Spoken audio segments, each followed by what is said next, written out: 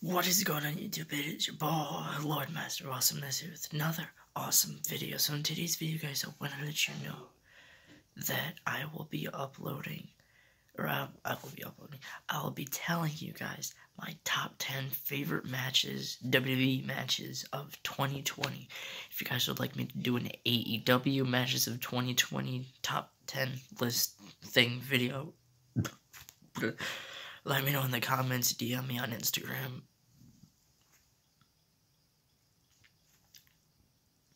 Whatever you want. So anyways, guys, let's just start it off.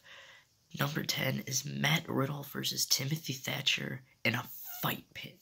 Now, that was probably my favorite NXT match of all time. It's just really good. The way they set it up. Kurt Angle was the ref. And even though Timothy Thatcher won, it was still a good match overall. Adam Cole versus Keith Lee for the NXT and North American Championships.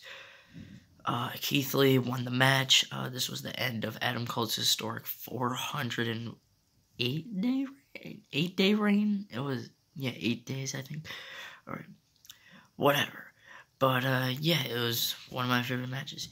Number 8 was the men's and women's Money in the Bank ladder matches. Now, I know what you're going to say. The women's, it wasn't a Money in the Bank match for the women, it was for the Raw Women's Championship. Shut up. But either way, I did like those matches. I did like the way they sold everything, the way they scripted it. It was really interesting to me.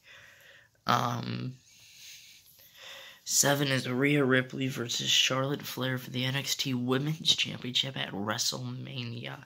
Now, guys, in my opinion, this was one of the most historic making matches ever because it was the first time that an NXT branded championship was defended at WrestleMania. Drew McIntyre versus Seth Rollins for the WWE Championship at Money in the Bank. Don't ask me why. I don't have a specific reason why I thought this was a really good match. I just thought it was. Daniel Bryan versus AJ Styles for the vacant Intercontinental Championship. Now, the only reason I put this match on here, that's not what a WWE wrestling match should be. That's what a wrestling match should be. That match was 40 minutes long. But still, though, because, guys, you can tell the difference between WWE wrestling and real wrestling. Guys, that was a real wrestling match. A real pro wrestling match. It was really good, in my opinion. Number 4 is the Men's Royal Rumble. Obviously, you guys know. Brock Lesnar, I'm getting in there and I'm going to win, I'm going to win. Well, that didn't happen now, did it? Drew McIntyre won, and he still beat your ass twice later that year at WrestleMania. 3, Charlotte Flair versus Rhea Ripley versus Io Shirai in a triple threat match for the NXT Women's Championship. I just, like I've said multiple times on the channel, Io Shirai is my favorite overall female WWE competitor, and I was just so excited for her to finally get the NXT Women's Championship. Number 2, Edge versus Randy Orton in what was called the greatest wrestling match ever. Come on. It was nowhere. I mean, it was a good wrestling match, but it was not a wrestling match, if you guys get what I'm saying. And then finally, guys, this might go down as one of the greatest cinematic matches ever in the history of wrestling. Undertaker defends his WrestleMania. Well, technically, it's not a WrestleMania streak. If we get 2 losses, but anyways, guys, Undertaker versus AJ Styles in a Boneyard match.